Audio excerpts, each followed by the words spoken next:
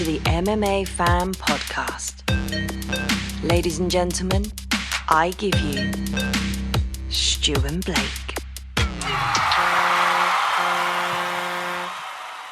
Hello and welcome to the MMA Fan Show. I am Blake Harrison. Joining me is Stuart Whiffin. Oh, was you as dejected as me? 321 chat. Who'd have thought Tom Aspinall is a pussy? That's it. Oh. He quits. Don't even joke. Don't joke, because that'll get clipped. No, I know. And someone will put that on their socials, and it'll get back to the Aspinalls. They'll be like, "What the fuck?" Oh, mate, it's ridiculous.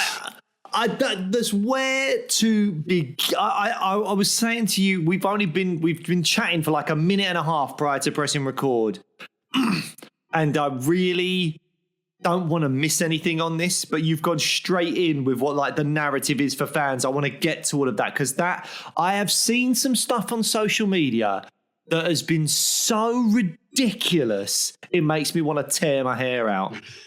Like, it's that people calling Tom, a coward and saying he quit and all this. It's absolute nonsense. But I don't want to start with that because I feel like we'll miss other stuff. Oh my God.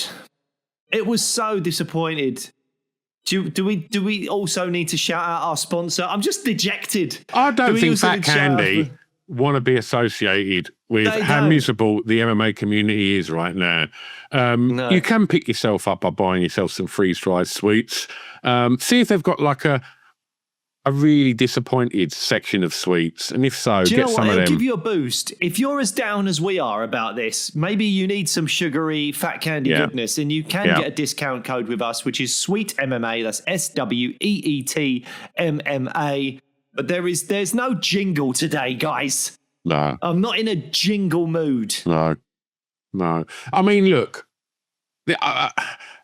Some of the card on Saturday night was fun. There's some good talking points. There's some interesting talking points as well. They weren't necessarily associated to great fights, but obviously the biggest thing that come was the fact they become a no contest due to an accidental eye poke. Now, before we get into, I mean, look, like you, I've read. Every time there's a post on it, I'm just clicking the comments. And don't get me wrong, he's very split. There's dickheads saying he was scared and he quit. He was losing the fight, so he just quit. Oh, he was losing the fight. It was 1 round. I know. It was a close round. Let's start there. Because I'm just going to go nuts. Let's start there. The fight itself, the 4 and a bit minutes of the fight, I haven't gone back and rewatched it. I've only seen it once. Some of the narrative I'm hearing coming out of this fight was Gon was piecing him up. Gon was absolutely smashing him. I'm winning this fight, blah, blah, blah. Like, all right. Tom had a slightly bloody nose, something I'm sure he's very accustomed to in the gym. And yes, you could maybe argue that was leading up to being a 10-9 round for Cyril Gane. I will not argue that point against you. That is very possible. But Tom landed a couple of strikes. He had head kicks. He landed a massive low kick at one point. Mm-hmm. Like, a couple of low kicks. Yeah, the head kick was blocked by Gane, but that looked powerful. We were talking a lot about Gane having better kicks, which I believe he does. But Tom was showing off some of those kicks. At one point, he span, and I was like, are you having too much fun? I mean, the fight itself... What did you make of it? Because I thought it was pretty good, pretty competitive. Gane was edging it, but it was by no means some kind of like blowout round. No. I mean, my first thing I jumped on socials and said was that Gane was piecing him up and he's a coward and he quitted. Like, of course not. Of course not. Like, look, it was a close round. It was a really close round. And it was good to see Tom's approach of blitzing them and getting it done wasn't that straightforward with someone that moves like Cyril Gane. And we were saying this pre-fight. And I think that leads like that would have led into a really interesting fight where we would have probably seen Tom in deeper waters, which is what I guess we'd like to see at some point. And it was going to take someone decent to take him there. And it looked like Cyril Gane, just from the 4.5 minutes we saw, might be the person to do that. And yeah, and then what happened was people say eyes poked. Both. Eyes poked, yeah. And like, and the one that he was really focusing on, the one that he had his hand over, looked like that wasn't as deep as the other eye. The other eye literally went, half his finger went inside his eye socket. It's disgusting. There was like a scraping motion, wasn't there? It was like in and down on the eye that I think he was holding. Also, I haven't checked this myself, but I've heard comments and some people saying that wasn't the only eye poke. When Tom went in for the takedown, apparently there was one as well. And again, I'm not saying Cyril Gane's cheating. I'm not saying Cyril Gane's a dirty fighter. I haven't seen the potential other eye pokes. Apparently they were there, but I didn't see them.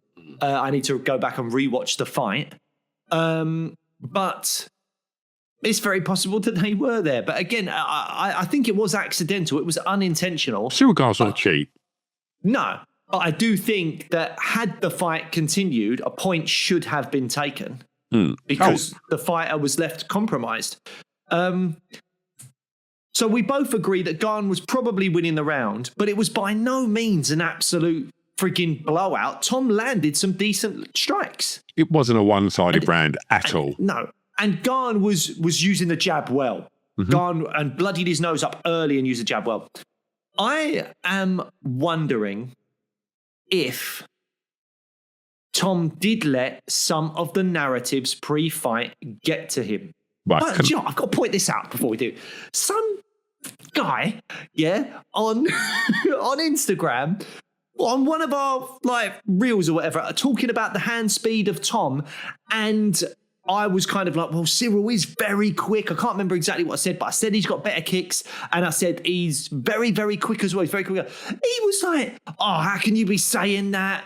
Blah, blah, blah, blah, blah. I'm like, well, surely I've been proved right there. Cyril Gane looked quicker. Tom looked like he was struggling with Cyril's speed and athleticism because it's something we haven't seen Tom come up against before. Tom's always the more explosive, athletic fighter. And now he was fighting a guy that he was like, oh, this isn't, I'm not going to be able to just bully him the way that I've done to other fighters with my speed and explosivity. He has got other tools to be able to win this fight for sure. But I think it was a surprise to Tom. And he's not used to that. But yeah, that's so annoying when someone is commenting on your Instagram. Yeah, and but if you are that what we said, some guy, just some guy, just trying to tell me what to do. And also, it was saying we're basically slagging off Tom. It's like, if you're a listener to this show, you know we're huge fans of Tom. You know that we've commented on how many great things he's done in the octagon and what he seems to be like outside of the octagon. He's been a guest on the show. He's been a guest on the show, but it's just like, I don't know. But my point was, before I got sidetracked onto that, God, I'm such a I'm very easily baited, aren't I? Yeah. Don't say that. When someone's don't say that. Now. Someone's fishing, they're like, I'm going to get Blake Harrison to comment on this. I'm like, oh, God, yeah, you are. You're going to get me commenting, mate. Hashtag some guy. Hashtag some guy. But I wonder if Tom saw some of the narratives going into this, and if he was under pressure to be like, well, Jones did it in this time, I've got to do it in this time, or that thing that we were talking about of, is a win good enough, or even a submission win. We were talking about that. Is a submission win good enough for Tom? Does he need to knock him out? Because what I would say is, it looked like the game plan for Tom was to kickbox with Cyril Gane. And that, as we said in the pre-fight show, is not the easiest path to victory. Now, Tom did attempt one takedown, which Cyril relatively easily stuffed. But I feel like the game plan for Tom was do that if I have to, when actually the game plan for Tom should have been do that straight away. And I wonder, there's all this narrative about Cyril Gane's kicks, Cyril Gane Tom just knocking him out isn't good enough, or beating him with strikes in a long kind of multi-round fight isn't good enough. And did he go in there trying to, I don't know, overextend himself in the striking and do more in the striking and show off his kicking range and all this kind of stuff, which to a point he did. But then he's found himself playing Cyril's game. He's found himself in a kickboxing match where Cyril was dictating some of the pace of that and was able to close distance very, very well and then move out of the way and all of these things. I don't know. This is something just the Aspinall family and his coach's team will have to go over for what potentially will be another fight. What was your thoughts in like the sort of like the day of the fight? Because I was watching all the embeddeds and I was watching all the hype leading up to it. And Tom just seemed like Tom. He was, very courteous with the media and lots of obligations. And he seemed to be really enjoying it. I thought Cyril Gane seemed like laser focused. Like, he didn't, like, there was just something about Cyril Gane that he didn't look bothered by any of it. It looked like he had a plan and he was really confident in that. He just all the stuff in like the media days and that when they were having little face-offs and that, like, Gane looked like a bit more, this is business now. And Tom just seemed, I don't know, there was just, I'm not saying that there was something wrong with Tom but it was just something about it that I started like a few days into it just thinking, I've just got like a little worry about this. It might not be a walk in the park. And normally you just think, I mean, don't get me wrong, I did think that with Pavlovich as well, because the tear that Pavlovich was on at that point, I was like, yeah, this is dangerous. But and I don't know, there was just something about Cyril Gane where he's been here before. He's fought for the belt and he's fought big names for the belt. And it was just something about it that he didn't look worried, phased, or anything. He's a pretty cool customer anyway, but there was just something about him that I just thought, he looks really focused here. And that was the only sort of little smidgen of something that just kind of made me think, this might not be that straightforward. This might not be a first round blitz. But I wasn't reading into anything that Tom was doing as such, but there was something about Cyril Gane that I thought, But I still thought Tom was going to get him out of there pretty early. But I'd love to have seen more of that fight. I'd just love to have seen more of it because it was good. Tom was, like, as you said, in sort of almost fighting Cyril's game. And it was like, this made for such an exciting fight. We'd see Tom Aspinall's gas tank, which, he's never doubted. He says how much he spars long rounds and stuff like that, and with them monsters up at his gym. And it would be great to see some of that. But unfortunately, well, I mean, it was leading up to be one of the best heavyweight fights probably in a long while because, let's be honest, the heavyweight division hasn't been on fire of late. And if we look at a couple of the earlier fights on the card, if you include some of the prelims, but Volkov, Jailton, Almeida, oh my, what a snorefest that was. And it's just, we were looking at an incredibly interesting, fun, anything could happen at any given moment, two highly skilled heavyweights going at it. This was what the heavyweight division needed. I've got a bit of a take on this coming up in a bit, but I want to talk about the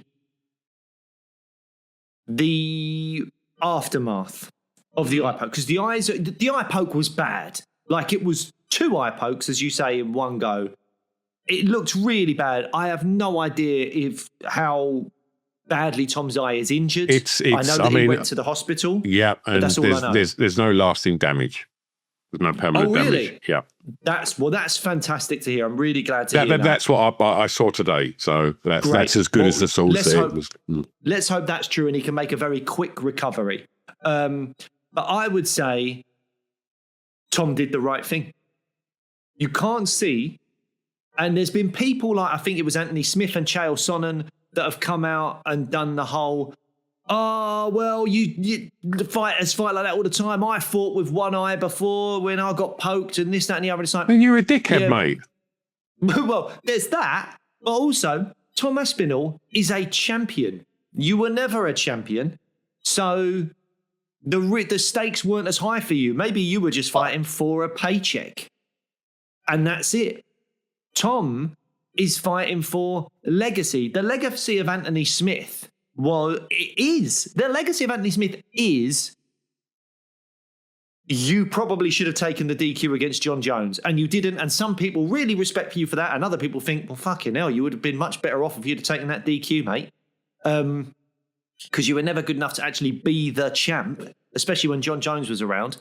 And the other thing I'll say about Anthony Smith, to be kind, was he's someone that had a very mediocre kind of win-loss record, and it still was able to get into the UFC and get himself to a title shot. It was a real Cinderella. The Anthony Smith career is quite a Cinderella story, to be someone that started off where he did, had so many ups and downs, and then make it into the UFC again and get all the way to a title shot. Like, that's really phenomenal. Well done, Anthony Smith.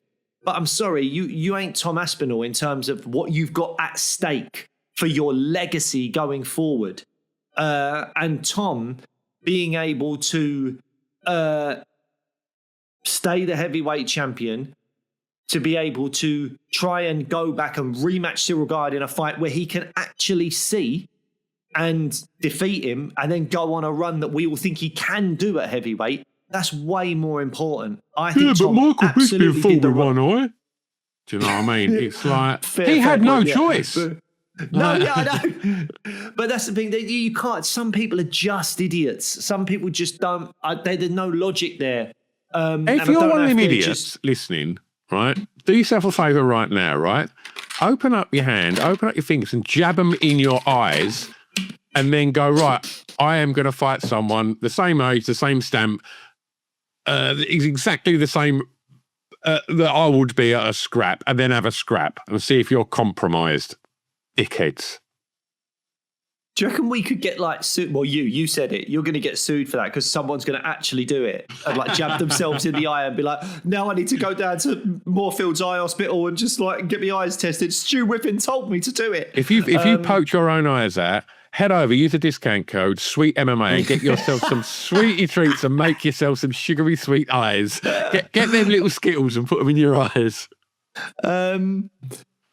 Oh, yeah, it's frustrating, isn't it? The aftermath, because Tom will go down in people's estimation. Unfairly. I think we'd get onto a rematch. But I do think he will go into the next fight maybe as the underdog. No, I don't think he'll go in as an underdog. You don't I think the odds... No, I don't think he'll go in as an underdog. Because there was not enough in it to say that Gane was going to win. It wasn't like Michel Pereira versus... I want to say Diego Sanchez, where Diego Sanchez was like, I'm getting whooped from pillar to post. And I think he got illegally kneed on the ground. And he was like, no, I can't continue. And you're like, well, you've done the smart thing there because you were getting whooped. Aljamain Sterling, Petr Yan, I think you still put the blame on Yan. He illegally kneed him and it was a big blow. I don't care whether Aljamain could have continued or not. He was illegally hit like as a grounded opponent. And on top of that, he was also getting smashed about as well. So if you do have kind of reservations about whether he was, quote unquote, faking that, fine.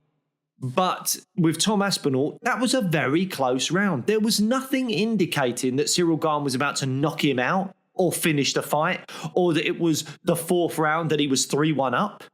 Like, none of that is true. It was a close fight. Gane won round one. And there was still seconds left in which Tom, with his power, could have landed something. You just don't know. But, yeah, I think Tom will go down in people's estimation, unfairly so.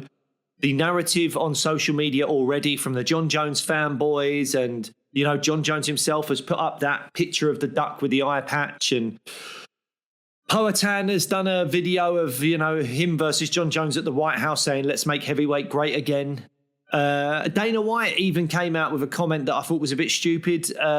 Basically, it's something along the lines of, yeah, it wasn't because of the eye poke or something else. I can't remember exactly how he worded it. I'm going to butcher this quote, but the way he worded something made it seem like Tom had a choice in continuing or not, and he should have maybe continued or something. I don't know. You'll have to look up the exact quote. I can't be bothered to get it up. But even Dana White wasn't great in that moment, I don't think. He should be champion in fighter safety. Yeah, I mean, but I mean, they've tried the whole glove thing before, where they changed the gloves for about 4 months, and then because there wasn't as many knockouts as normal, they changed them back. So, I mean, I'm sure they can do something about the eye pokes. They just are choosing not to. The Trevor Whitman gloves are meant to be the solution, aren't they? Well, yeah. I mean, I don't know what the situation is with that, but yeah.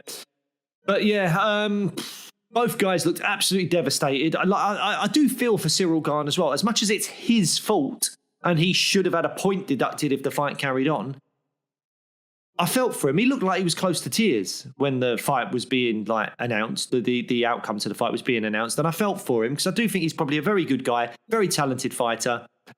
And he didn't mean for this to happen. But sometimes this shit does happen. Obviously, feel for Tom because he's been. The other thing is, Tom's been out of the cage for 15, 16 months. It's a long time off through no fault of his own. He wasn't even injured. It's just he had to wait for John Jones. That no one was booking him a fight. He had to wait, and it sucks that he had so much time off in his prime, and all he got was 4 and a bit minutes this time round. And you've got to shake a bit of ring rust off. Yeah, I think there's that as well. So what is the aftermath of this going to be? Do you think they just rebook this fight, or do you think there's potential for Pereira or Jones to sneak in there? Like, what do you think happens? Volkov obviously got a win. What do you think happens? Right.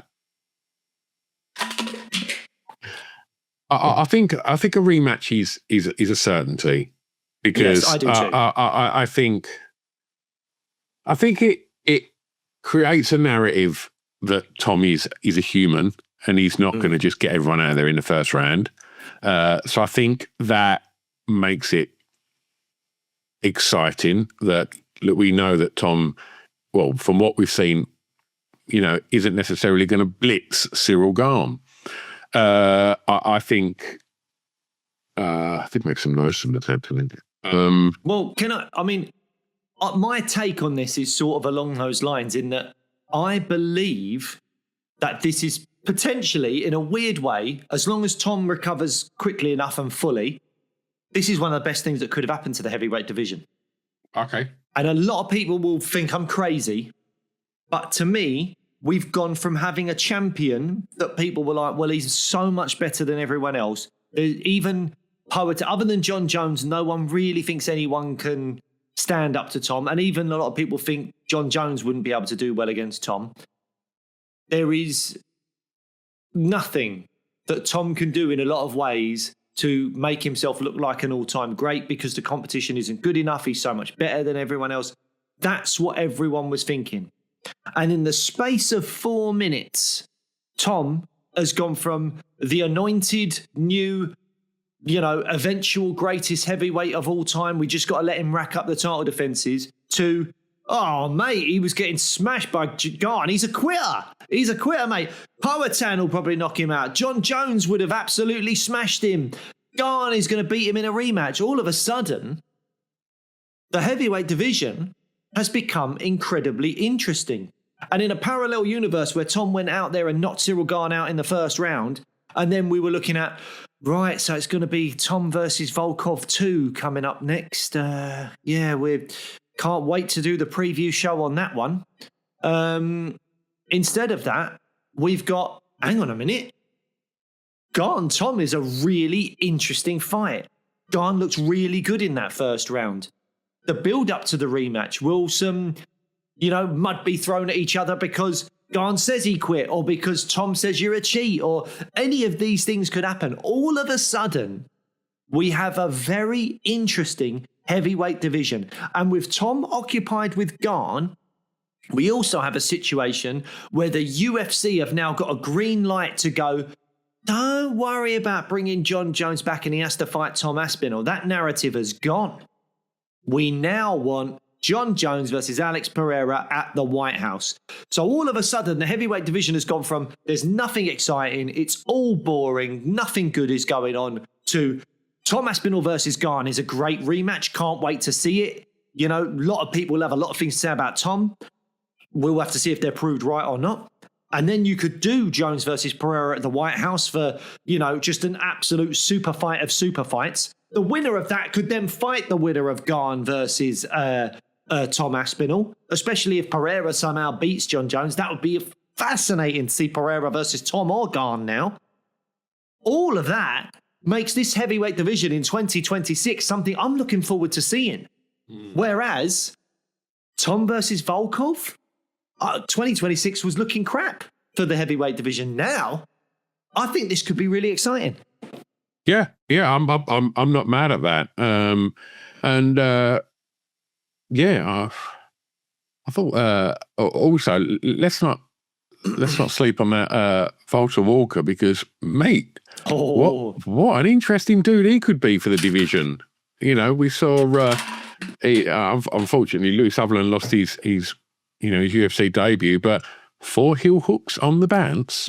4 heel hooks on the bounce. That's insane. That must be so terrifying for fighters, just to think, oh no, like his specialty is the thing that could have me out of action for 6 to 9 months if he absolutely rips my tendons or something like that. It must be quite terrifying. I hope because the minute he gets it, you just tap just on the off chance that he cranks it and that's it. Absolutely. I mean, Walter Walker looked... But yeah, it just looks great. I mean, Louis Sutherland, I was really hoping he would do so well. I was just trying to think, like, I thought he looked all... I mean, he was taken down relatively quickly. But up until that point, which I know wasn't a lot to go on, but I was like, oh, he's looking all right. I think he threw a couple of jabs. He did look good. And he's someone that with his size and everything, you go, do you know what? I'll be interested to see him again. He's only been doing MMA for about 3 years, apparently. He was a rugby player. So, yeah, but Walter Walker... 4 heel hooks on the bounce. He needs to have a big step up in competition now, Walter Walker. I don't know who he's going to go against, but I definitely want to see a big step up in competition. I don't know if you would keep him away from someone like a Marcin Tybura because he's also a good grappler.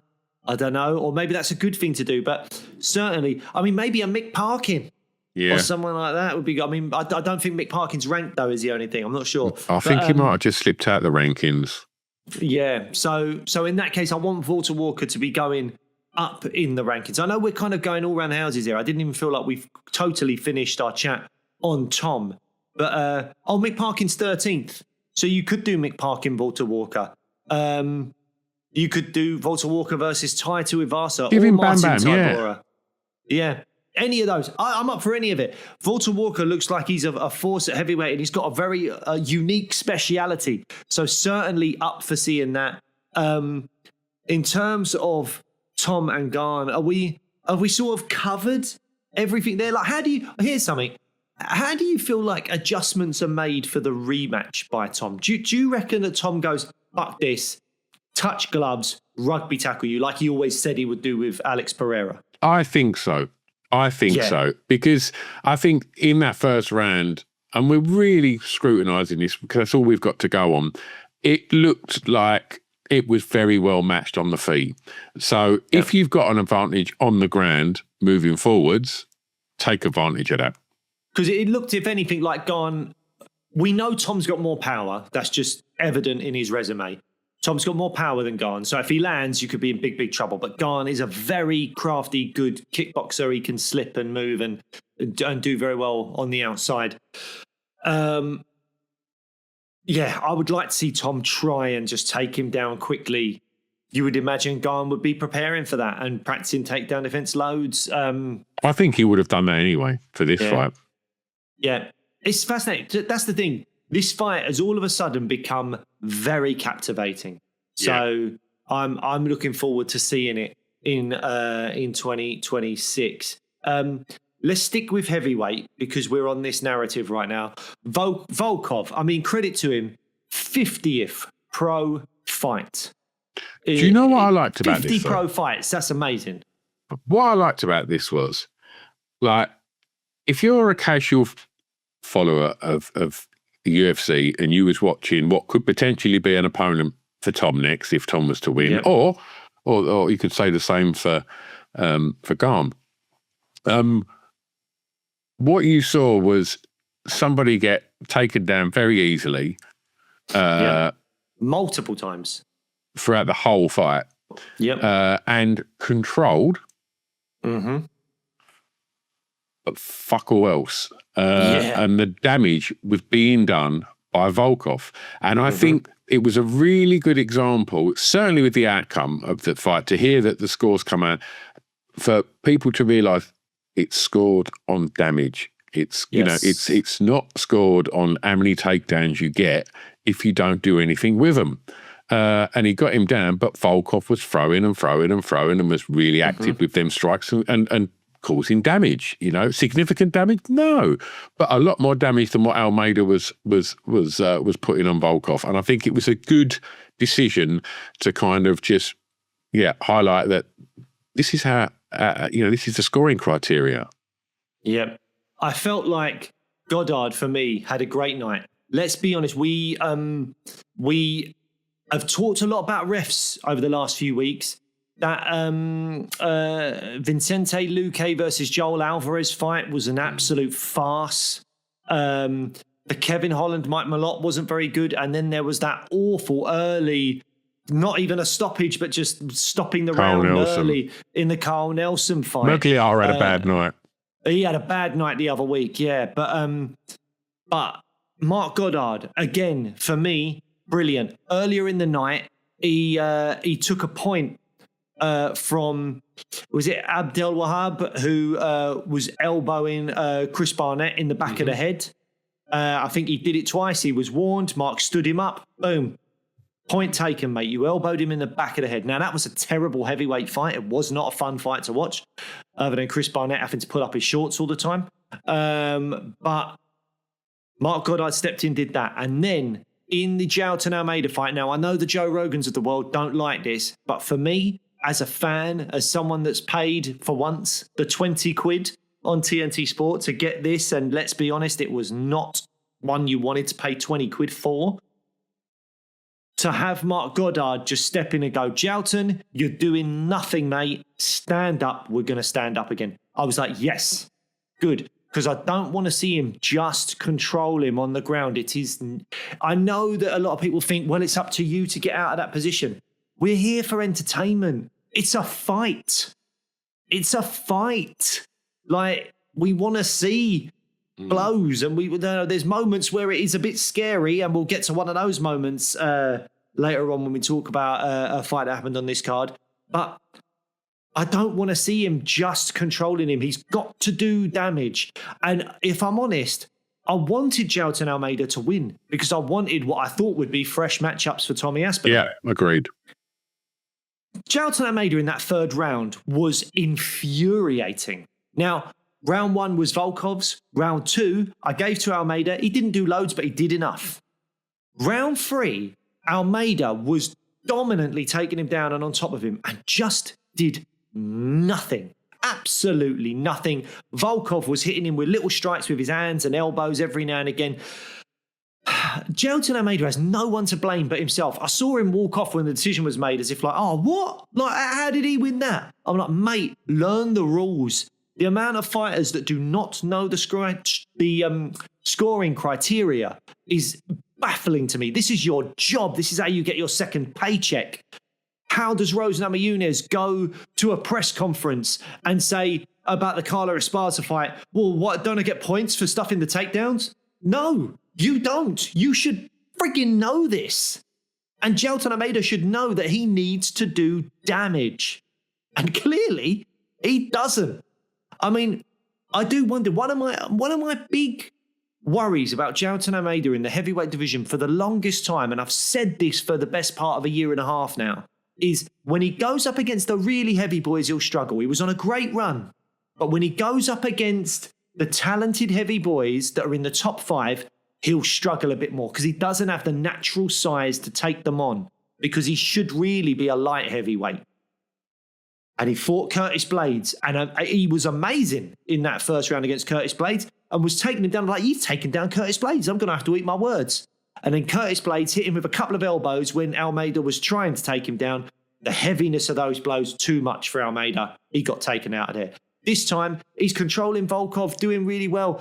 But maybe he just didn't like those short shots from a big heavyweight. Maybe he didn't like those elbows from a grounded opponent, because he didn't do much. He seemed to be moving away from him rather than doing his own damage. And as I say, he's got no one to blame but himself. The UFC fans, and I'm sure Almeida's team, were desperate for him to just throw a few elbows and hammer fists. And he didn't do it. And I wonder if the UFC will look at... Do you know what? Had the Tom Aspinall fight gone differently, maybe they would have had more of a magnifying glass over Jailton Almeida. Because what I was going to say was, I wonder if the UFC would have gone, Jailton, you are getting all of the tough up-and-comers for the next 2-3 fights, because that was appalling. That was not good enough. That's not what we want in the UFC. It goes completely against what our brand is. And I wonder, because of the controversy and everything that went on in the main event, he might slightly get away with it. But I do wonder if there'll be matchmakers going, fuck this. We don't want that getting the belt. That's the last thing we want. So we're going to give him all the tough, hungry people. He had his chance. He's blown it. He's going to have to work really hard to get back towards title contention now because of that performance. I wouldn't be surprised if the UFC slightly punish him for it. Yeah, but, absolutely. Do we want to talk about Dern Jandiroba? Yes, because this was another example, not anywhere near as egregious, but another example of the grounded opponent doing more damage than the opponent on top. Mackenzie Dern came to fight, man. She really brought it in the striking, and whenever she was taken down, she didn't bother with submission attempts because she knows Jandiroba is very, very good. She didn't really bother with submission attempts. She was just striking her, hitting her with elbows and punches and hammer fists from the bottom. And Jandiroba just seemed to struggle with it. Did you? I scored the fight. I think I scored it 4-1 in favour of Dern. Did you have it closer than that? I thought she was no. I won't for exactly that. I thought Dern just, like you say, just had a bit of fire in her belly. It wasn't the most exciting fight, but for what she was given to work with, she maximised it. And yeah, I think this sets Jandiroba back quite a notch now. I think as much as she's obviously a very credible fighter, I think there's going to have to be maybe a strategic sort of rebuild to get herself back in any kind of title contention there. Well, I think she's about 37. I don't think it's that bad for Jandiroba because she was on a 5-fight win streak. She's beat a lot of the top of that division. And the thing that I think might be okay for Jandiroba, and I'm going to sound bad now, I don't think Mackenzie Dern's going to be champ for long. No. I looked at that and I think I'm going to start with the positives. Mackenzie Dern, striking has vastly improved. Under Jason Perillo, her striking's vastly improved. She is dogged. She brings it. She's tough. She will eat one to give one. She has really improved boxing.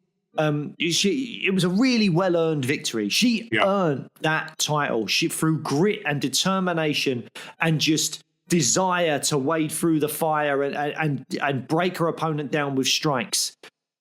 She earned that victory. Well done. Her beautiful moment with her and her daughter in the cage afterwards as well. Love it. Absolutely fantastic. Wish Mackenzie Dern all the best. But having seen that, I think Virna Jandiroba was the best matchup Mackenzie Dern can have. Mackenzie Dern has lost a lot of fights over the last few years that Jandiroba has actually won. But that's why we say styles make fights. And that's why the whole MMA maths thing is bullshit. Just because Tom struggles with Garn in round 1 doesn't mean Tom Aspinall doesn't smoke John Jones. There's different styles of fighting. Tom struggled with Garn's speed. John Jones hasn't really got much speed anymore. So that's a side note. But my point is, Virna Jandiroba is tailor-made for Mackenzie Dern. Because Vienna's game is get you down, do some submissions and ground and pound, and she could not do that because Mackenzie Dern is too lethal. She's a jiu-jitsu world champion. She's too good on the ground. And in the striking, Mackenzie's just too in your face. She just comes forward too much. And Jandiroba deals with strikers by taking them down and grinding them out and finding a sub or just lying on top of them, doing a bit of ground and pound. And she couldn't do that with Dern. But she can do that with a lot of the other rest of the division. Whereas Mackenzie Dern, I think, when she comes up against a really good striker, Mackenzie's not a great takedown artist. So when Mackenzie Dern comes up against a great striker, as we've seen, I think when it was people like, was it Lamos and I'm trying to think who else Dern lost to recently, Yan Jianan maybe? She struggles. And But I she think fought, the rest she fought Suarez yet? No. So maybe that'll be something that comes up if Suarez can get a win. But I'm just going to have to try and remember who Dern's lost to recently. But I think this was the perfect matchup for Mackenzie Dern stylistically. And when she's fought Amanda Lemos and Jessica Andrade and Yan Jianan and Marina Rodriguez, she has lost because if she can't take you down and you're a better striker than her, she's in big, big trouble. And those women are better strikers than her. And so I think when I look at the rest of that division, I think they can all be licking their lips now and saying, oh, Yan Jianan, Amanda Lemos, maybe Yasmin Lucindo. Like, Jessica Andrade is not going to be getting a title shot because she's too up and down. But there's a lot of people in there that I think if Zhang Weili comes back, if she loses to Valentina Shevchenko and Zhang Weili comes back, I think she destroys Mackenzie Dern. Oh, my life. Definitely. And I just think Mackenzie Dern struggles with a lot of people in that division that are good strikers, and she won't be able to always take them down because she's not a great wrestler. Now, again, she has improved. She's always improving. She's not that old. I think she's like 31, 32, something like that. So Mackenzie Dern can improve. And they always say when you become champion, you get like 40% better or whatever the saying is. But I just don't see a long title reign here. I see this title changing hands quickly, especially if Zhang comes back. So, yeah, I actually think Jandiroba could have been a longer reigning champion than Mackenzie Dern, just because stylistic she would match up better with some of the other fighters. But yeah, we'll have to wait and see. I don't want to feel like I'm doing Mackenzie Dern a disservice, but that's how I see it, is that Virna Jandiroba was tailor-made for Mackenzie Dern. And the UFC knew what they were doing with the matchmaking. They made this fight knowing Mackenzie had a great crack at becoming a champion against this particular opponent. Now, I'm not taking anything away from her. She did brilliant. Now, I want to move on to Nurmagomedov versus Mario Bautista. Yeah. I mean, like you said, we'd spoke for a minute and a half before we press record on this, and that's all we've spoken to each other really since the weekend's fights. What did you make of this fight? I thought it was a great fight. I really enjoyed it. I thought the grappling oh no, you missed the stand-em-ups back. Did you not like it? I thought it was a great fight. No. And the grappling exchange was so good. Umar flows so beautifully. Bautista had a great moment with that toe hold in round one. Caught him with the knee in round two. Was it round two? He caught him with the knee. Saying it with such enthusiasm, he's not going to fire me up, mate. Like, really? You thought it was a bore fest? It just didn't excite me at all. Do you know what annoyed me? Mate, right? I thought it was a good fight. It was Anik, wasn't it, commentating. He said the word relentless about 30 times. And I just thought, have you got nothing else to say about him? Was he relentless at saying relentless? He was literally relentless at saying relentless. And it's like, do you know what? You're trying your hardest to not say, oh, this is boring. And like, because I don't think so. it was boring. And I just think, it's so effective, that style. It's so effective. Khabib was so effective with it. Did it make for super exciting fights? No, it didn't. And this was not an exciting fight. And it wasn't. I don't know. I enjoyed it. I think there's Jailton Almeida grappling, and then there's Nurmagomedov grappling. Look, there is no better grappler in that division.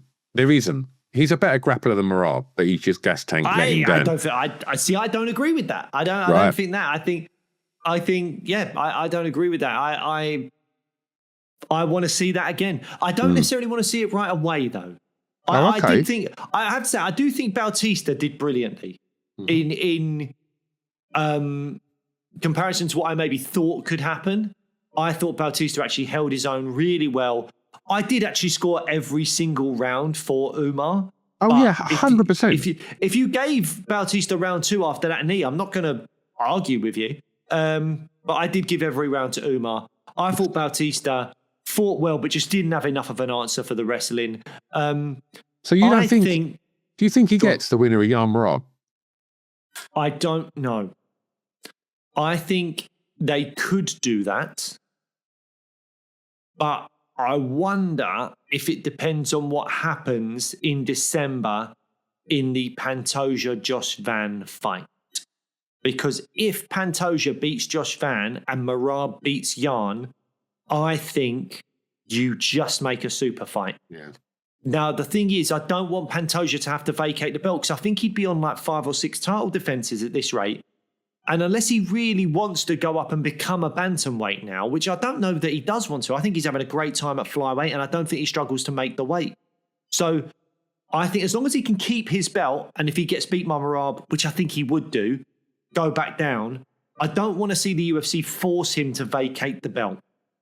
So if you're Pantoja and your choice is stay a champion in your own division and just keep racking up title defenses or move up in weight and vacate, I'd stay where you are. I wouldn't go near Merab because I think Merab will beat him. But I think that if you are told, one-off super fight, keep your belt, you can go back down if you lose, go and fight Merab for us because neither of you have got a compelling challenger anymore because you've both basically cleared out the divisions. So Merab, go and do that. And if that happens, I think Umar should get one more before he fights Merab. Let's just say, hypothetically, right, Jan beats Merab, right? Okay. Instant rematch, you think? They could, they by the Blake Harrison rules of 3 title defenses mean an instant rematch, yes, instant rematch. Personally, I would be happy if they didn't. Is that bad? I would be happy if they went, go on, Umar, have Petit on. Oh, do you think? I'm not saying they should or that they would. I'm saying I've got a little part of me. Mind it. There's a little part of me that thinks if Peter Yan does it, Sugar gets him. Sugar's coming off like 2 losses, though, isn't he? You can't. Nah, they won't. They won't do that. Sugar has to get a win. If Sugar beats like a Song Yadong in... Well, I mean, the fight for Sugar's got to be Corey now, right? I mean, that'd be great. I would love to see it, but, I don't know if they will. But that is something I would certainly really enjoy to watch. But, yeah, I think I'd like to see Umar get one more in an ideal world. But I can understand that if Umar's just fought now, Merab's fighting in December, if Merab wants to fight again in March, it does sort of make sense that Umar just steps in. But I don't know that a guy just off of one win after fighting for the belt should necessarily fight for the belt against the guy who's the same champion. Like, I feel like you maybe need to achieve a little bit more to get a rematch against the guy. That's why if Jan were to win, I wouldn't be bothered if Umar maybe stepped in because I don't think there's anyone else that's really sticking their head above the parapet. Although Ayman Zahabi somehow is on like a 7-fight win streak at bantamweight, but I still think he needs a big marquee win. Massively. Why don't you do Umar versus Ayman Zahabi? Umar versus Ayman Zahabi. If Ayman Zahabi, he will get smashed by Umar in my opinion. But if he were to win, he gets a definite title shot. And if Umar wins, then he's won 2 since losing to Merab, and you can just give him the next guy. Song Yadong's 5th. Has Song Yadong got a fight booked? Yeah, he's fighting. Is he fighting Aljo? No. Who's Song Yadong fighting? Song Yadong is not booked. So Really? he's ranked 5th and he's not booked. But again, he's only won 1. He's beat Henry Cejudo in that weird eye poke fight, which I think he was winning quite comfortably, to be fair. But he lost to Petillon in the fight before that. So again, I think Song Yadong needs 1 more. So you could do Song Yadong versus Umar. You could do Ayman Zahabi versus Umar. Trying to see, where's Ayman Zahabi? Ayman Zahabi's only ranked 7th. But I do think, you know, maybe he should be ranked a bit higher, but maybe you have to give Ayman Zahabi...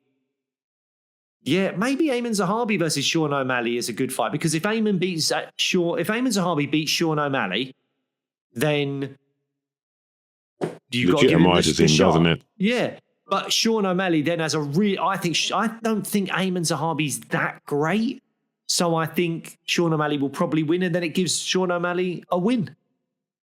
So maybe that's a fight to make. I don't know. I think Ayman Zahabi maybe called out Sean O'Malley in a recent post-fight interview. I'm not sure. But, yeah, I don't know. I think I'd like to see Umar get 1 more, either against Ayman Zahabi or Song Yadong or someone like that. But if they don't give him 1 more and he just goes straight into a title fight, I wouldn't be surprised, because I think the Nurmagomedov name means a lot.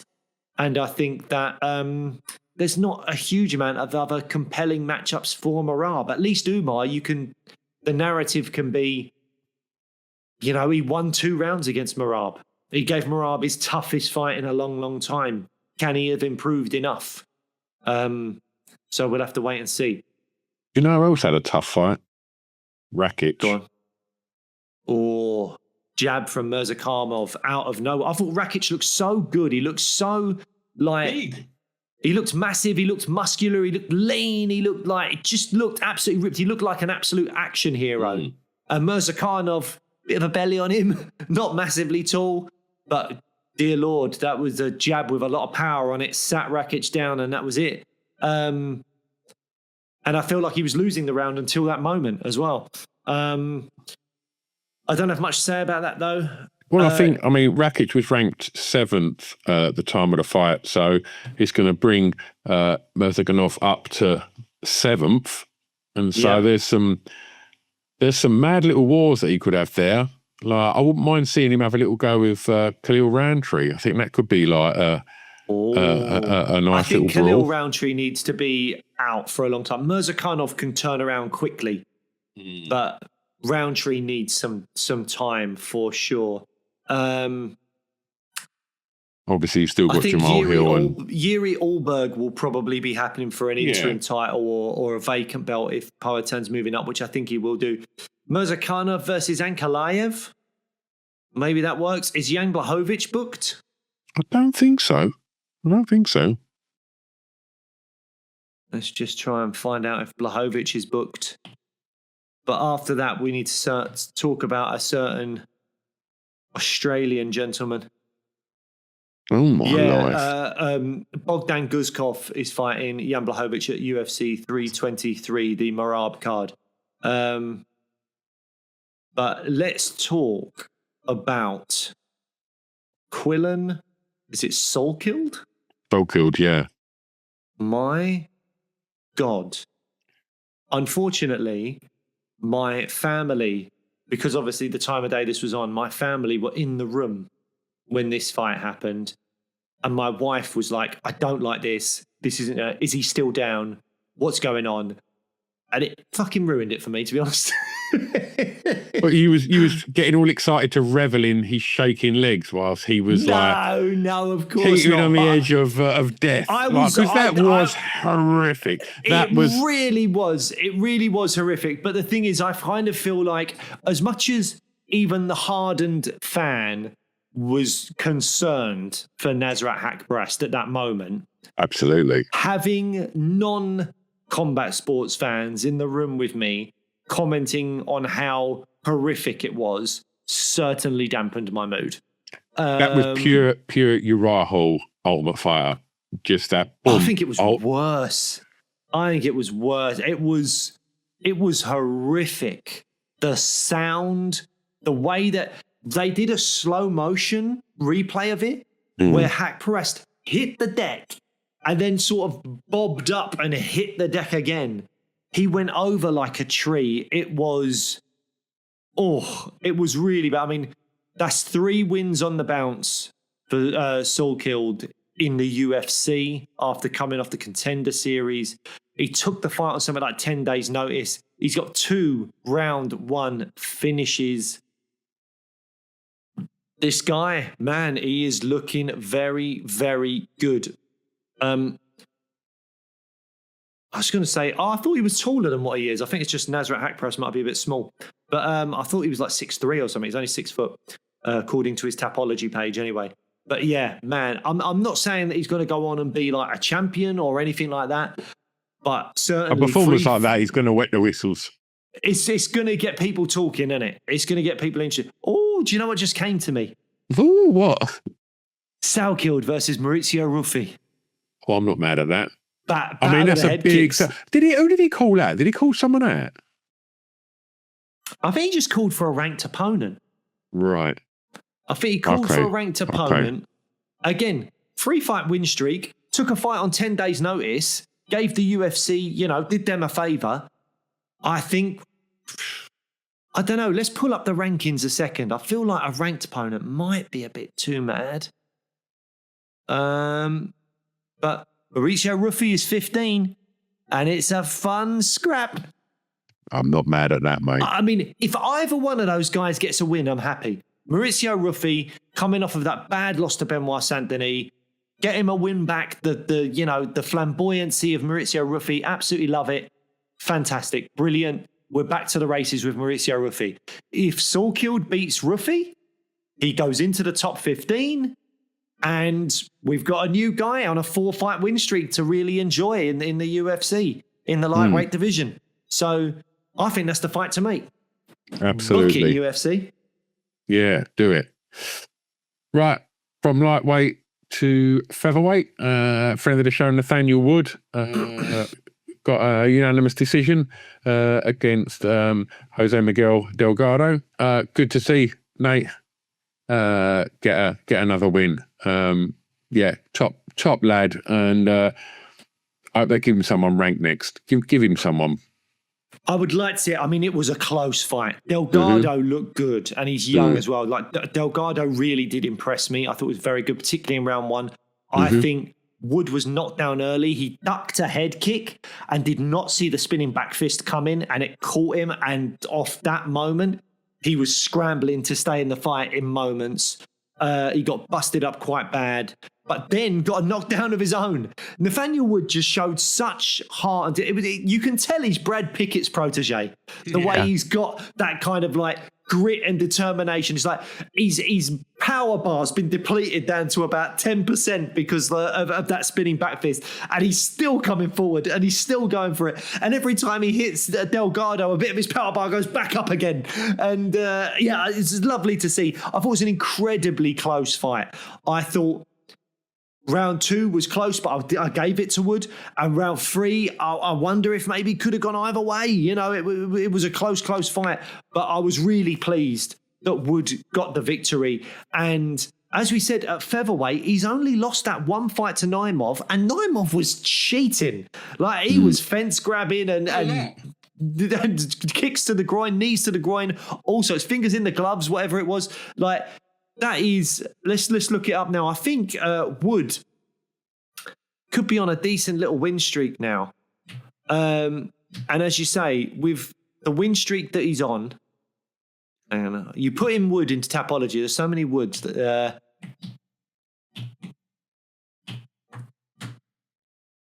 What we got? Nathaniel Wood is on a 4-fight win streak. No, 3-fight win streak. Sorry, I'm looking at some grappling results.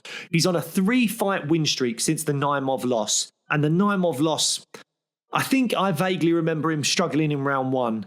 But then there was some cheating going on. It was not great from Naimov. So disregarding the dubious Naimov situation, he's won 6 fights at featherweight. That's a tough division, featherweight, to be racking up 6 wins. Yeah. 3 of them on the bounce now. As I said in the preview show, the one thing I think doesn't do Nathaniel any favours is that it's all unanimous decisions and split decisions and whatever it is. Well, it's all unanimous decisions, really. But I worry that the lack of finishes, the UFC are not looking as favourably on him because of that.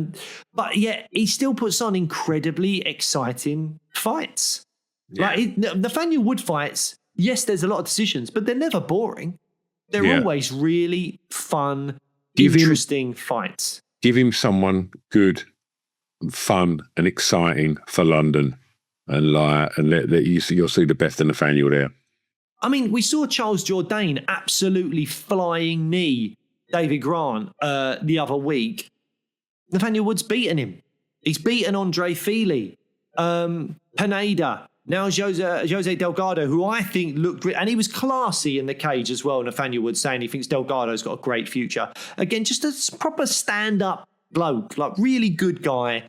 I'm trying to think who you would give him. I don't know. Does he get someone in the top 15, or featherweight's such a deep division? Does he have to fight someone slightly out of the top 15? But I tell you what, I would not be mad at Nathaniel Wood fighting Giga Chikadze, who's ranked 15th. Like, I'd watch that fight. It'd be a great fight. I think Nathaniel would have to show a bit of grappling. That's not a bad shot, that, mate. It's not bad. Let's see if Giga's got a fight booked. No, he doesn't. And he's coming off 2 losses. You got to defend your spot, Giga. I know a prospect for you. He's not the prospect anymore. Was he not announced as a prospect? No. What was he announced as? What's he called now? I don't know. See, this is why it's bad to change your name, Nathaniel. Don't change your name, mate. It's, gosh, there's people. Because I'm pretty sure he's still the prospect on Tapology. Oh, maybe it is. Maybe it is. Like, I thought he was announced as the prospect. I know he was talking about changing it, but I don't know if he is. Because even when you're old, you could be like, it's like Toy Story 2, the prospector, the really old guy. He was the prospect. Yeah. What did he used to be? No, the prospect. He's always been the prospect. No, I thought he changed his name. Changed his name. All right, well... He did. The Last Kingsman. That's what he was. That's what he is. Okay, that's a cool name. I do like that name. Yeah. It's a good name. That's what it was. And he called out Pitbull. He called out Pitbull for London. Is Pitbull ranked? Oh, that's a good one. Pitbull is ranked. He's 11th. Well, do you know what? Call out Pitbull. If you don't get him, maybe you do get someone a little bit further down, but still ranked. Giga Chikadze's a fight. Pitbull's a good call out, man. Pitbull in London. Yeah, man. Pitbull in London. Yeah, I'm feeling it. I like that. I like it a lot. But again, does Pitbull want to have to wait around? Because I'm assuming a London card will come in March. So does Patricio Pitbull want to wait around until March? Because he had that Lucena Keita fight cancelled. He was ready to go in September. I don't think he's going to wait 6 months.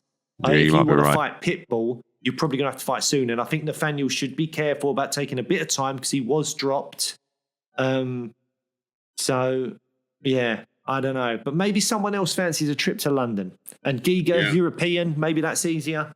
I don't know. That's where I'm looking. Giga Chikadze, get in the top 15, Nathaniel Wood. Absolutely. Anything else you want to mention before we wrap? No, I mentioned that I thought Goddard did a good thing earlier. Klein versus Rebetsky. Oh, my God, the blood. Did you see that fight? Outrageous. Oh, my God. It was painted jetting. the canvas. Yeah. It was, again, Klein, I think, from bottom position. There's a lot of fighters from bottom position doing damage on Saturday night. Klein from bottom position, slicing up Rebetsky bad. And then he broke his ankle. He was taken down and broke his ankle in round 3 and was like celebrating on a stool. Ankle. Hang on, let's just get DC in there. We're going to interview you with a broken ankle. Right. You can't see out both your eyes, Tom. That's all right. We'll send DC in to interview you. Come on, DC. Yeah, that one fight of the night, I think, and a great fight. Well done to both men. Rebetsky was getting pieced up a bit, and then once the ankle was broken and he was able to get on top, he started doing damage of his own. Yeah, great fight. Great fight, both men, Klein and Rebetsky, well done. Not really got anything else I'm interested in talking about, other than if you are one of the idiots out there saying Tom Aspinall quit. That guy. Oh, that guy! You're an idiot. So, yeah, fingers crossed we get a rematch booked sooner rather than later. Absolutely. And, maybe Tom has to adjust a couple of things in the game plan. But, I mean, I tell you what, I think that was looking to be a very exciting, however long it would have lasted, another 20 minutes of fighting maybe. Absolutely. And Cyril, go on, you keep your fingers crossed. And then when you put them gloves on, put them fingers away. Keep your hand closed, mate. Come on. That guy, that French guy. Le garçon. Oh, fantastic. Fantastic. All right. Well, look, we'll be back next time. In the meantime, head over to Fat Candy, get yourself some sweetie treats with that discount code SWEET MMA. Come on, we've cheered ourselves up by talking about the other fights. Now, give us a jingle. Let's sign off with it. Fat Candy.